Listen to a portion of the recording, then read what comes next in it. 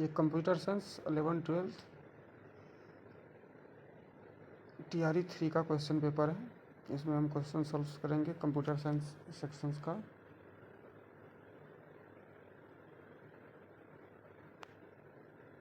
जैसे digital circuit can be made by the repeated use of the NAND और NOR, दोनों से हम डिजिटल सर्किट को डिज़ाइन कर सकते हैं, ठीक है, क्योंकि ये दोनों यूनिवर्सल गेट है। ये क्वेश्चन है, एन और gate has 4 inputs, the number of words in truth table will be. आपको इसमें कुछ भी नहीं करना है। और गेट्स के अगर चार इनपुट है, 4 इनपुट्स है, तो उनमें जो वर्ड्स होगा ना 2⁴ होगा, तो क्या होगा 16 होगा। तो ऑप्शन सी इसका करेक्ट होगा। उसके बाद विच of the following is correct for digital circuits. इनमें से हमें देखना है कि कौन सी ऑप्शन है जो डिजिटल सर्किट्स के लिए करेक्ट है। फर्स्ट ऑप्शन है they use analog signals for communications. ये बिल्कुल गलत है, क्योंकि ये डिजिटल सर्किट है, ठीक है, तो इसमें हम एनालॉग सिग्नल का यूज नहीं करते हैं कम्युनिकेशन के लिए, ठीक है, जिसमें हम डिजिटल सिग्नल्स का यूज करेंगे।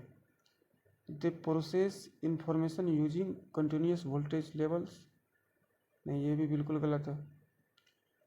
जो एनालॉग सिस्टम होता है उसमें कंटिन्यूस वोल्टेज लेवल होता है, ठीक है।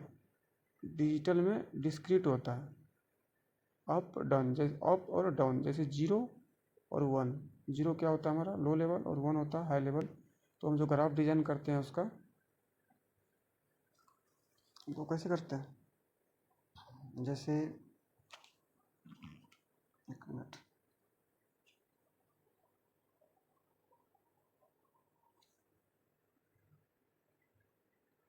जैसे ये है, तो हम डिजिटल सर्किट जो है इसमें हम कंटिन्यूस नहीं करते। इसमें कैसे करते हैं हम, जैसे ये जो लेवल है ये 0 है, उसके बाद 1, फिर 0, फिर 1, फिर 0। तो ये ऐसे ही होता है। जैसे ये हो गया 0 लेवल, ये हो गया 1, फिर 0, फिर 1, फिर 0, फिर 1। ये क्या डिस्क्रीट को फॉलो करता है डिजिटल सर्किट, ठीक है। तीसरा, they are not suitable for high speed operations. ये बिल्कुल गलत है। ये सुटेबल होता है हाई स्पीड ऑपरेशंस के लिए। इसमें कोई भी ऑप्शन सही नहीं है, तो इसमें क्या हो जाएगा नन ऑफ द एबव।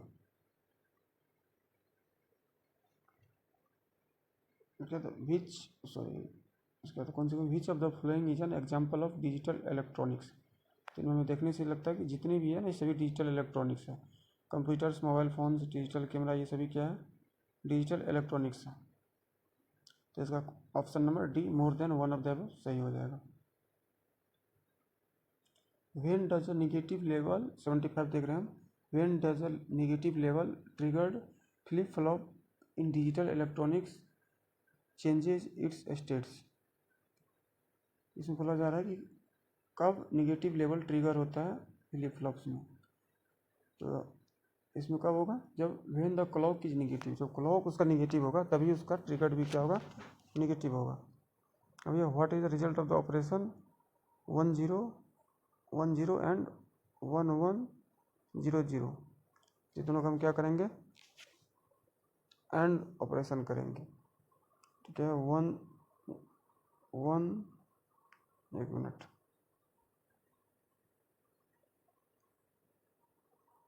जैसे 1 0 1 1 सॉरी 1 0 1 0 है, ठीक। दूसरा क्या है 1 1 0 0। तो दोनों को हम क्या करेंगे एंड करेंगे। और में क्या होता है, कोई भी अगर एक 1 है तो क्या होता है 1 ही होता है। एंड में क्या है दोनों 1 होना चाहिए तभी 1 होगा, ठीक है। इसका मतलब क्या, दोनों वोल्टेज अगर ऑन हो तभी हमारा ये आउटपुट 1 देता है। 0 0 क्या हो जाएगा 0, 1 0 क्या हो जाएगा 0, और 0 1 क्या हो जाएगा 0। दोनों अगर सेम होगा 1 होगा तभी हमारा 1 होता है। तो कौन सा ऑप्शन है, ऑप्शन नंबर ए। तो ये हमारा सही हो जाएगा, ठीक है। अब हम आते हैं 77 क्वेश्चन पे, in half adder circuit what are the outputs. Half adder circuit में क्या होता है output, sum and carry. Half adder में क्या होता है, दो इनपुट होता है, दो आउटपुट होता है, ठीक है। जैसे ये हाफ एडर का हम अगर डायग्राम बनाए तो कुछ इस तरह होता है, ये दोनों इनपुट लाइन होता है, ठीक है, और ये दोनों आउटपुट है। एक में सम स्टोर होता है, एक हमें कैरी बताता है, ठीक है। तो हाफ एडर में क्या हो जाएगा, सम और carry.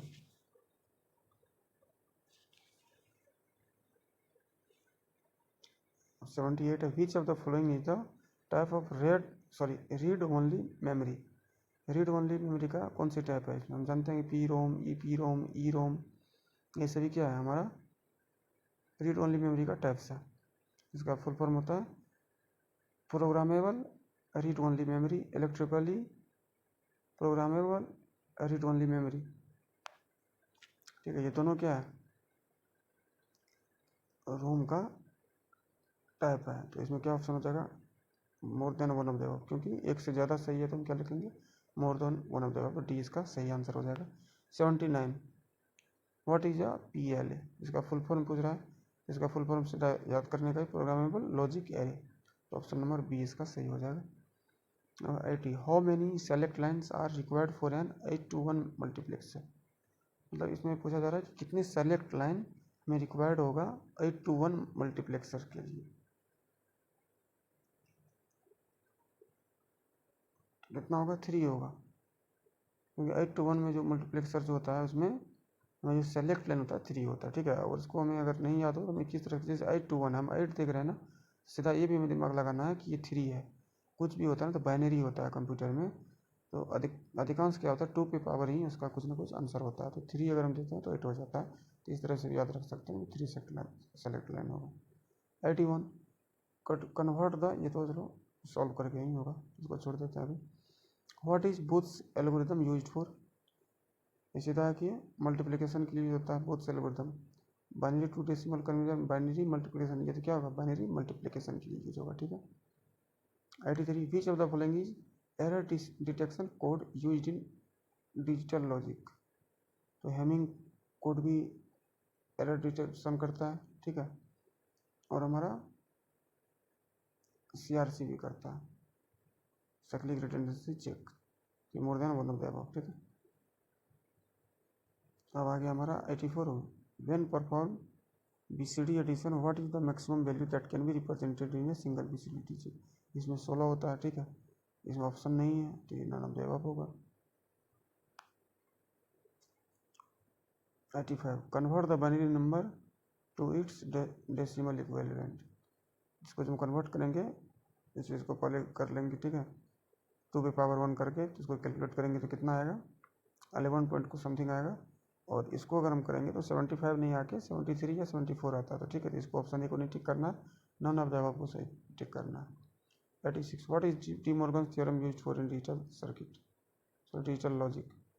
Simplifying Boolean expressions, implementing NAND gates, performing binary addition, ये नैंड गेट्स के इम्प्लीमेंटेशन के लिए भी यूज होती है। और simplifying Boolean expressions, Boolean expressions को सिंप्लीफाई करने के लिए भी हम डी मॉर्गन्स थ्योरम का यूज करते हैं। तो ये more than one of the above सही हो जाएगा इसका।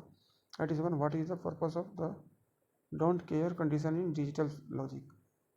डोंट केयर का यूज हम डिजिटल लॉजिक में क्यों करते हैं, क्या पर्पस होता है इसका।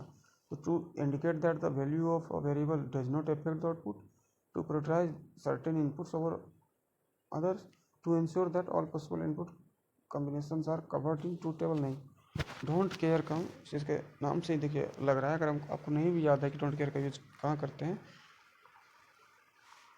तो इसको हम ऐसे करते हैं, to indicate that the value of a variable does not affect the output. Don't care का मतलब क्या है कि कोई इसका परवाह नहीं, ठीक है ना। तो ऐसे भी इसका रहेगा कि does not affect the output, ये आउटपुट को अफेक्ट नहीं करता है, ठीक है। इसका यूज उसी लिए करते हैं, ये नाम से ही लग रहा है, ठीक। 88 विच of the following data structure stores elements in non linear relationships. इसमें पूछा जा रहा है कि इसमें से कौन सी डेटा स्ट्रक्चर है, हमें डेटा स्ट्रक्चर दिया है और पूछा जा रहा है कि इसमें से कौन से ऐसा डेटा स्ट्रक्चर है जो नॉन लीनियर रिलेशनशिप में डेटा को स्टोर करता है, ठीक है। तो स्टैक हो गया, ठीक है, ये तो नॉन लीनियर नहीं होगा इसलिए, क्योंकि लास्ट इन फर्स्ट आउट होता है ना, एक तरह की जो बुक का हमें एग्जांपल देके समझाया जाता है कि बुक पे बुक रख के हम क्या है, वो क्या है, स्टैक है, एक सामान के ऊपर दूसरा सामान, उसके ऊपर एक सीक्वेंस में है, ठीक है ना, एक लीनियर फॉर्म में सीक्वेंस में है। तो ये नॉन लीनियर नहीं है। क्यों? ये भी लीनियर है, ये नॉन लीनियर नहीं हो सकता है, क्योंकि एक के बाद एक है, एक के बाद एक सीक्वेंस है, तो ये लीनियर नहीं हो सकता। नॉन लीनियर क्या मतलब, कोई नॉन लीनियर का मतलब जैसे कुछ यहाँ कुछ यहाँ कुछ यहाँ कुछ यहाँ, वो होता है नॉन लीनियर की, कोई सीक्वेंस नहीं फॉलो कर रहा है, उसको नॉन लीनियर कहते हैं। तो स्टैक को आपको पता ही है कि जैसे ये एक तरह का है, दूसरा सामान तीसरा चौथा, 1 2 3 4 5, तो ये क्या है, एक सीक्वेंस है। क्यू में भी एक आदमी ऐसे होता है, एक दूसरा है, तीसरा है, ये सीक्वेंस है। एरे है, ये भी कंटिन्यूअस एलिमेंट को ये क्या करता है, स्टोर करता है। एरे जो डेटा स्टोर करता है क्या कंटिन्यूअस फॉर्म में करता है, एक के बाद एक के बाद ही, ठीक है, ऐसे करके 0 1 2 इंडेक्स होता है, एक के बाद एक सीक्वेंस है। तो नॉन ऑफ द अबव होगा इसमें, ठीक है, क्योंकि नॉन लीनियर जो रिलेशनशिप होता है वो क्या, वो ग्राफ होता है, ठीक है, जैसे कनेक्ट होता है ना, इसे इससे इससे ये क्या नॉन लीनियर है, कोई सीक्वेंस नहीं है कि ये फर्स्ट है, ये फर्स्ट है, ये फर्स्ट है। उसी तरह ट्री होता है, जिसे एक मिनट, जिससे ट्री होता है, नोड हो गया इसका, ये नोड हो गया, ये हो गया नोड, ये नोड, ये क्या है, इसका कोई सीक्वेंस नहीं है। एक के बाद ये है कि इसको 2 बोलेंगे, किसको 3 बोलेंगे, किसको 3 बोलेंगे, 2 बोलेंगे, किसको बोलेंगे। ये नॉन लीनियर फॉर्म है। तो ट्री और ग्राफ में से अगर कोई ऑप्शन में होता तो उसको हम टिक करते, अभी बसरते अभी कोई ऑप्शन में नहीं है तो नॉन ऑफ द अबव को करेंगे, ठीक। Which data structure is use for efficient searching, insertion and deletion of elements. इनमें से ऐसी कौन सी डेटा स्ट्रक्चर है जिसमें हम एफिशिएंटली मतलब बहुत ही अच्छे तरीके से सर्च कर सकते हैं डेटा को, और डेटा को इंसर्ट कर सकते हैं, और डेटा को डिलीट कर सकते हैं, ठीक है। तो सबसे अच्छे तरीके से कर तो सकते हैं स्टैक में भी, क्यू में भी, हैश टेबल में भी, लेकिन हैश टेबल में सबसे अच्छे तरीके से करते हैं, ठीक है। जैसे कि एग्जांपल देखिए,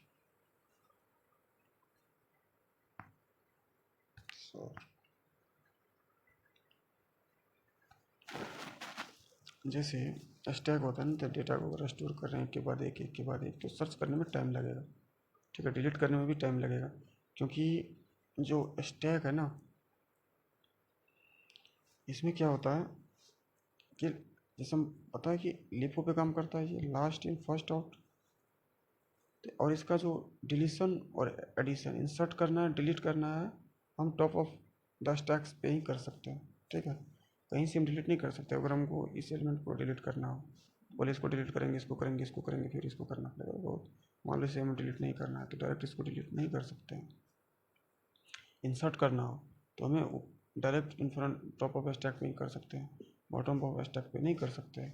इसमें इंसर्ट करने में, डिलीट करने में परेशानी है, और सर्च भी करना है तो वन बाय वन चेक करना पड़ेगा। क्यू में भी कुछ इसी तरीके से है, जैसे कि क्यू है तो क्यू में क्या होता है, जैसे एन क्यू और डी क्यू, ये क्या होता है, फ्रंट, एक मिनट, क्यू, ये इसका हो गया फ्रंट, ये होता है इसका रियर। तो रियर से हम डेटा को इंसर्ट करते हैं, ठीक है ना, जब भी करेंगे तो रियर से ही डेटा को हम डाल सकते हैं, इंसर्ट कर सकते हैं, ऐड कर सकते हैं। डिलीट हमेशा फ्रंट से करते हैं। कैसे? क्योंकि ये फीफो पे काम करता है, आपको पता होगा, फर्स्ट इन फर्स्ट आउट, जो पहले आया है पहले वो निकलेगा, ठीक है ना।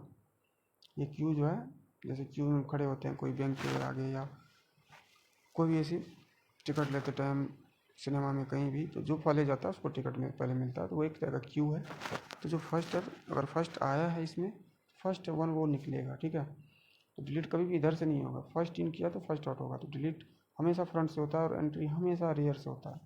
एक लिमिटेशन है कि कहीं से भी हम डिलीट नहीं कर सकते, कहीं से भी हम अब सर्च करना है तो वन बाय वन कर रहे हैं। तो एक समस्या है। हैश टेबल में क्या है, इस तरह का होता है, ये डेटा है, ये हमारा डेटा है, ये डेटा उसका सारा की होता है, डिफरेंट डिफरेंट की होता है सभी डेटा का। की मदद से हम सीधा उस की का नाम लिखेंगे और उसको वहाँ पे इंसर्ट कर देंगे, ठीक है। उस की मदद से यहाँ पे इंसर्ट कर देंगे, इस की मदद से यहाँ पे इंसर्ट और डिलीट कर सकते हैं। यहाँ पे हम इसकी मदद से डायरेक्ट इसको सर्च कर सकते हैं, तो हमें कंप्यूटेशन टाइम जो है कम होगा। ठीक है, तो सबसे अच्छा जो माना जाता है अभी डेटा स्ट्रक्चर हैश टेबल को, जिसमें कि डिलीशन, एडिशन, इंसर्शन करने में आसानी होती है। ठीक है, इसके बाद हम अगला वीडियो में देखेंगे। बाय।